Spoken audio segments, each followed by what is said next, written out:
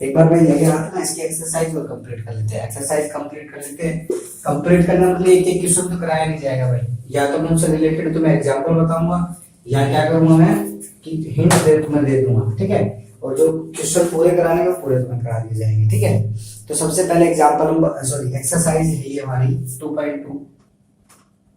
Exercise कौन सी है?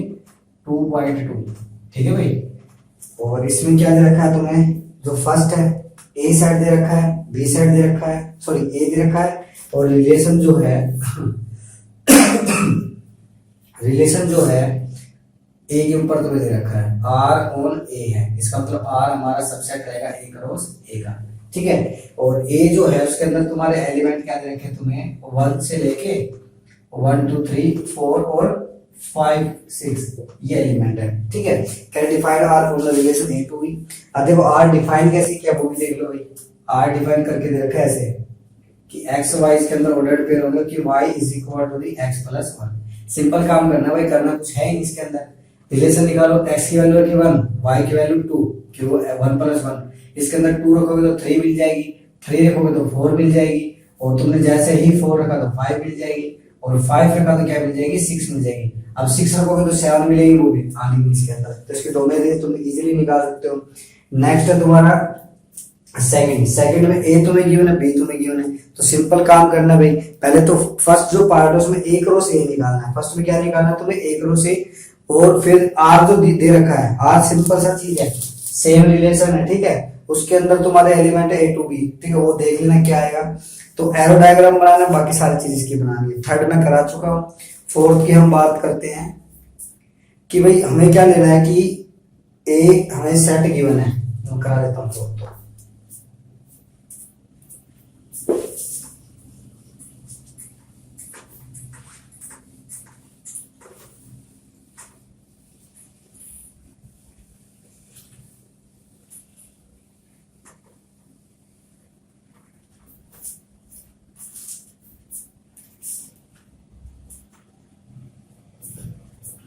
Question number है भाई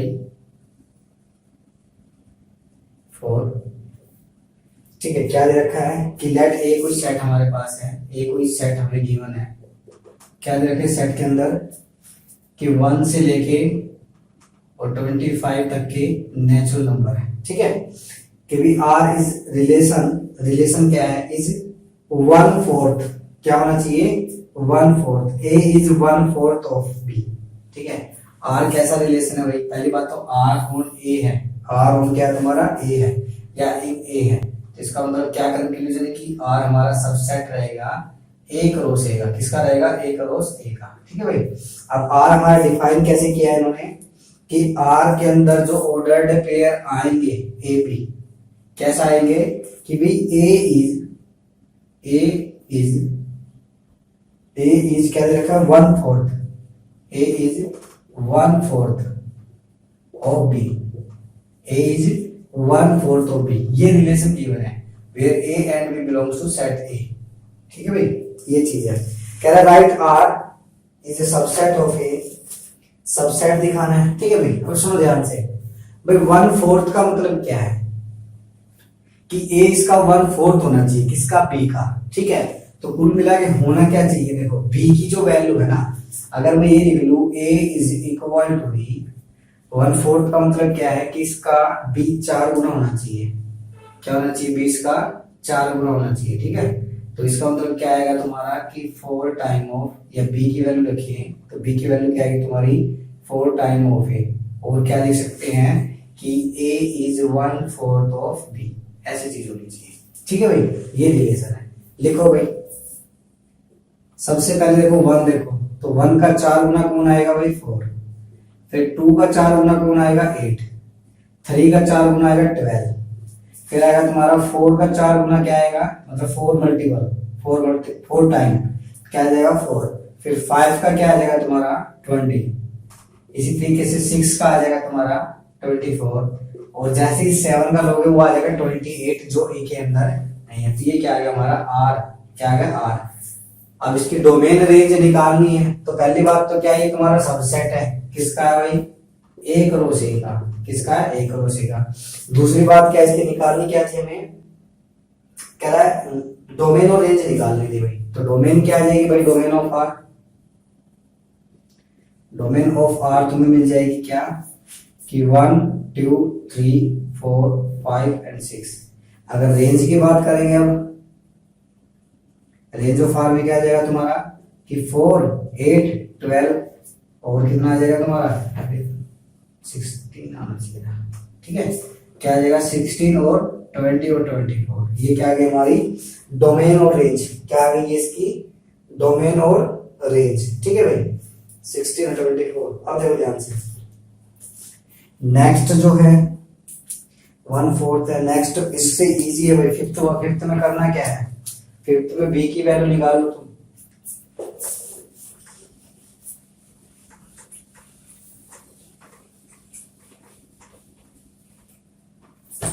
देखो भाई फिफ्थ की बात कर रहे हैं, फिफ्थ में क्या है, in the set of natural number R is the relation defined a as a relate to B if and only if. देखो भाई ये जो लिखने वाली चीज है ना, ये कैसे लिख रखा है, सुनो कि A relate to B, A relate to B if and only if, ठीक है, ये साइन में पहले बता चुका, इफ एंड ओनली इफ, कब कि ए भी तुम्हारे किसके अंदर हो, सेट ऑफ नेचुरल नंबर के अंदर हो। दूसरा एंड क्या दे रखा है कि भाई a plus 2b is equal to the 11, is equal to the 11।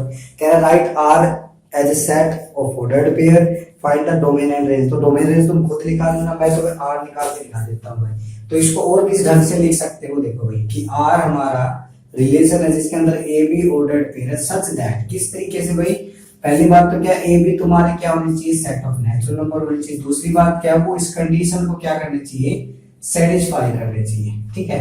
और इसको और कैसे लिख सकते हैं, और क्या लिख सकते हैं कि b is equal to the 11 minus a divided by 2, ठीक है।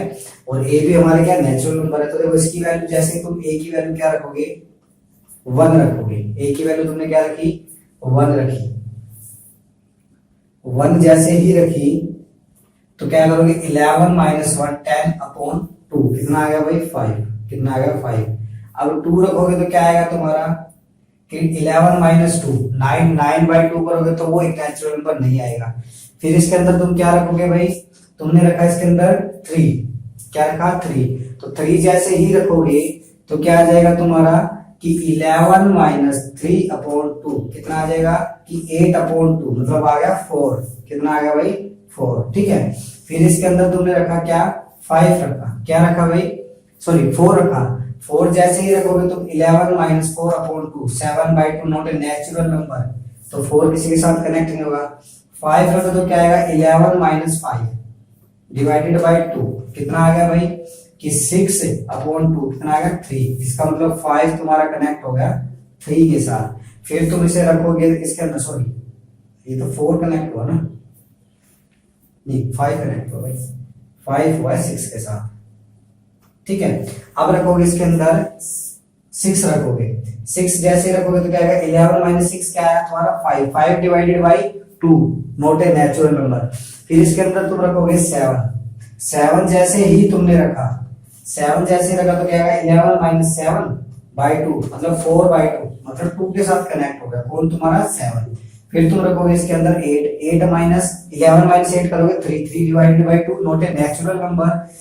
फिर इसके अंदर तुम पुट करोगे क्या 9, 9 11 माइनस 9, हमने पुट किया इसके अंदर 9, और 9 माइनस या 11 माइनस 9 डिवाइडेड बाई 2, मतलब क्या आएगा 2 बाई 2, मतलब 1।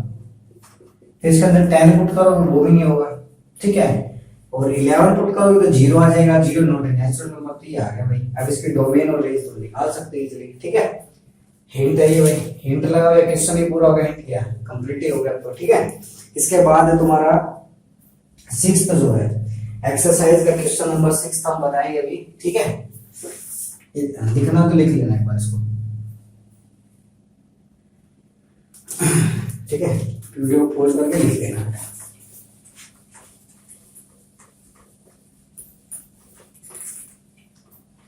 एग्जाम्पल सॉरी एक्सरसाइज के क्वेश्चन नंबर 6 हम कर रहे हैं, क्या है 6 में कि ए बी ऑर्डर्ड पेयर है, पहली बात तो क्या आर ऑन जेड है, आर ऑन जेड है, सिंपल सा मतलब है आर हमारा सबसेट रहेगा जेड करो जेड का, ठीक है। सेकंड थिंग, आर जो डिफाइन करके दिया वो ऐसे दिया कि आर हमारा ए बी ऑर्डर्ड पेयर होगा इसके अंदर, कब कब होगा भाई कि a and B belongs to set of integer, set of integer. दूसरी कंडीशन ए और बी स्क्वायर इक्वल होने चाहिए, दोनों दोनों कैसे कह रहा, find the domain and range, find the domain and range, ठीक है।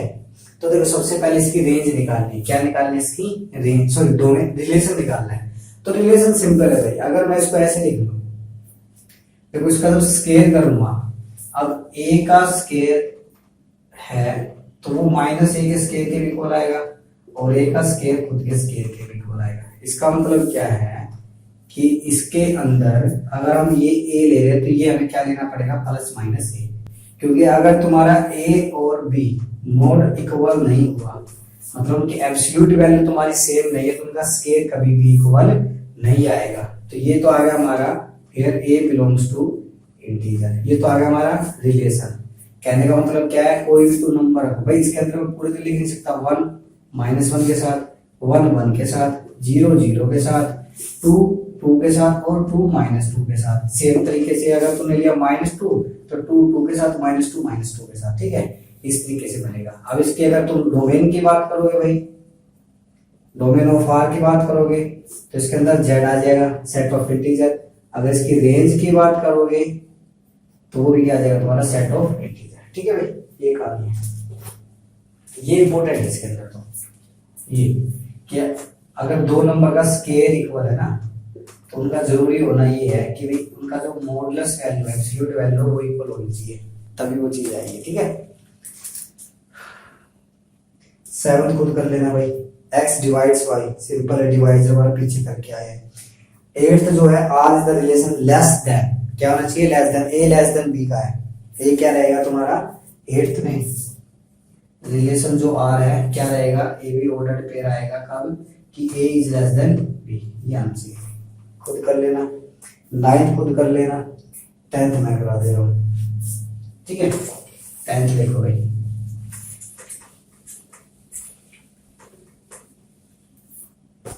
टेंथ की बात कर रहे हैं, क्या 10th में कि a relation is defined on a set of integer, और आर के अंदर तुम्हारे एक्स वाई ऑर्डर्ड पेयर आएंगे, कब आएंगे भाई, such that x square plus y square is equal to 10, sorry is equal to 25। भाई ऐसे दो नंबर ढूंढने हैं। दूसरा क्या है, एक्स वाई तुम्हारे कहां से है, रियल नंबर से है, कहां से है, रियल नंबर से है, ठीक है, जिनका स्केयर क्या है 25 आ गए। सिंपल सा काम कर लेना भाई। करेंगे क्या, देखो एक बार क्या रखे, इसको 0 रखा हमने, x की वैल्यू 0, y की वैल्यू 5, ठीक है, क्योंकि जब 0 का स्केयर प्लस 5 का स्केयर करोगे तो क्या आएगा 25, ठीक है। दूसरा क्या हो सकता है कि 0 और -5, ठीक है, एक तो ये। फिर क्या हो सकता है कि भाई x को 5 ले लें, y को 0, x को -5 ले ले, y को 0, ठीक है भाई। दूसरा स्केयर सम किसका आता है, 3 और 4 का, क्या आता है 3 और 4 का। x की वैल्यू हमने 3 ले ली, y की वैल्यू 4, तो 3 का स्केयर 9, 4 का 16, 9 + 16 क्या आएगा 25। या क्या कर सकते हैं कि 3 और -4, ठीक है, या -3 और 4, या -3 और -4, क्योंकि स्केयर हम कर रहे हैं।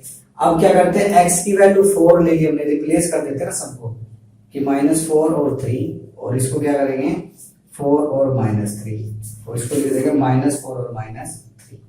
ये क्या आ गया भाई हमारा, क्या आ गया ये r, क्या आ गया ये r, ठीक है। अब इसकी डोमेन रेंज जो कुछ निकालना है वो निकाल देना, उससे r इनवर्स निकालना तो वो निकालना है, ठीक है भाई।